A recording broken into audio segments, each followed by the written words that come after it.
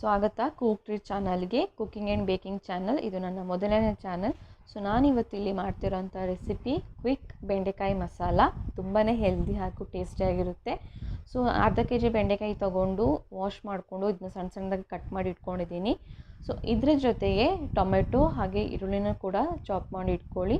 So tomato medium size ಸಾಕು, 1-2 tomato.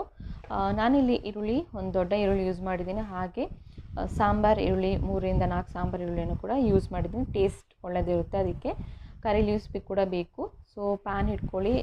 Heat ಆದಮೇಲೆ 2 table spoon ಎಣ್ಣೆ ಹಾಕಿ ಕಟ್ ಮಾಡಿ ಇಟ್ಕೊಂಡಿರೋವಂಥ ಬೆಂಡೆಕಾಯಿನ ಹಾಕಿ ಚೆನ್ನಾಗಿ ಫ್ರೈ ಮಾಡ್ಕೊಳ್ಳಿ. ಸ್ವಲ್ಪ ಉಪ್ಪು ಸೇರಿಸಿ ಫ್ರೈ ಮಾಡ್ಕೊಳ್ಳಿ.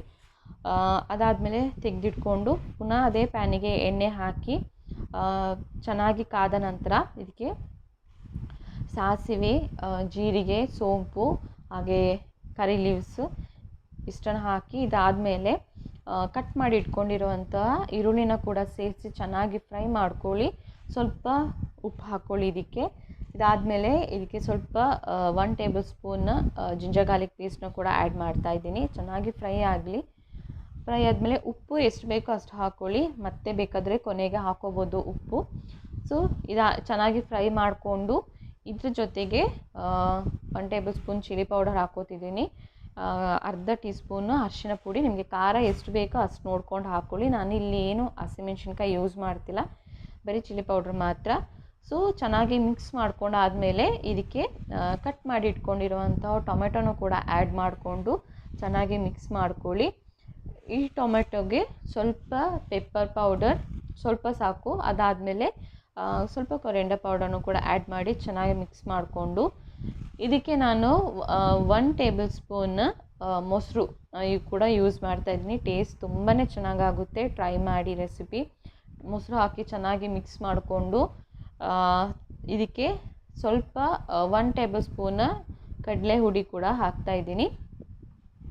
ಕಡಲೆ ಹುಡಿ ಹಾಕಿ ಚೆನ್ನಾಗಿ ಫ್ರೈ ಮಾಡ್ಕೊಳ್ಳಿ. ಸ್ವಲ್ಪ ಫ್ರೈ ಮಾಡಿ ಆದಮೇಲೆ ಇದಕ್ಕೆ ನಿಮಗೆ ಈ ರೆಸಿಪಿ ಎಷ್ಟು ಗ್ರೇವಿ ಕನ್ಸಿಸ್ಟೆನ್ಸಿಲಿ ಬೇಕೋ ಅಷ್ಟು ಸ್ವಲ್ಪ ನೀರನ್ನು ಹಾಕಿ ಚೆನ್ನಾಗಿ ಮಿಕ್ಸ್ ಮಾಡಿಕೊಂಡು ಉಪ್ಪು ನೋಡ್ಕೊಳ್ಳಿ. ಯಾಕೆಂದರೆ ಆಲ್ರೆಡಿ ಬೆಂಡೆಗೆ ಸ್ವಲ್ಪ ಉಪ್ಪು ಹಾಕಿರೋದ್ರಿಂದ ಅದರಲ್ಲಿ ಸ್ವಲ್ಪ ಉಪ್ಪಿನಂಶ ಇರುತ್ತೆ. ಸೊ ಇಲ್ಲಿ ಫ್ರೈ ಆದಮೇಲೆ ಈ ಮಸಾಲ ಫ್ರೈ ಆದಮೇಲೆ ನೀವು ಇದಕ್ಕೆ ಸ್ವಲ್ಪ ಕೊನೆಗೆ ಗರಂ ಮಸಾಲನೂ ಕೂಡ ಆ್ಯಡ್ ಮಾಡ್ಕೊಳ್ಳಿ. ಸ್ವಲ್ಪ ಫ್ರೈ ಮಾಡ್ಕೊಂಡಿರೋ ಬೆಂಡೆನ ಇದಕ್ಕೆ ಈ ಗ್ರೇವಿಗೆ ಹಾಕ್ಕೊಂಡು ಚೆನ್ನಾಗಿ ಮಿಕ್ಸ್ ಮಾಡ್ಕೊಳ್ಳಿ. ಸೊ ಕೊನೆಯಲ್ಲಿ ನಾನು 1/4 ಟೀ ಸ್ಪೂನ್ ಗರಂ ಮಸಾಲನೂ ಕೂಡ ಆ್ಯಡ್ ಮಾಡ್ತಾಯಿದ್ದೀನಿ. ಸೊ ರೆಸಿಪಿ ಆಲ್ಮೋಸ್ಟ್ ರೆಡಿಯಾಗಿದೆ. ಇದೊಂದು 2-3 ಮಿನಿಟ್ಸ್ ಚೆನ್ನಾಗಿ ಬಾಯ್ಲ್ ಆಗಲಿ. ಸೊ ಬಾಯ್ಲ್ ಆದಮೇಲೆ ನೀವು ಗ್ರೇವಿ ಕನ್ಸಿಸ್ಟೆನ್ಸಿ ನೋಡ್ತಾ ಇದ್ದೀರಾ. ಸೊ ಈ ರೆಸಿಪಿ ದೋಸೆ, ಚಪಾತಿ, ಅನ್ನ ಕೂಡ ತುಂಬಾ ಚೆನ್ನಾಗಿರುತ್ತೆ, ಹಾಗೆ ಹೆಲ್ದಿಯಾಗಿ ಟೇಸ್ಟಿ. ಬೆಂಡೆಕಾಯಿ ತುಂಬಾ ಯೂಸ್ಫುಲ್ ಹೆಲ್ತಿಗೆ. ಫೈಬರ್ ಕಂಟೆಂಟ್ಸ್ ಇರೋದ್ರಿಂದ ಡೈಜೆಷನ್ಗೆ ತುಂಬಾ ಯೂಸ್ಫುಲ್ ಆಗುತ್ತೆ. ಸೊ ನನ್ನ ಚಾನಲ್ಗೆ ಸಬ್ಸ್ಕ್ರೈಬ್ ಮಾಡಿ, ಶೇರ್ ಮಾಡಿ, ಲೈಕ್ ಮಾಡಿ.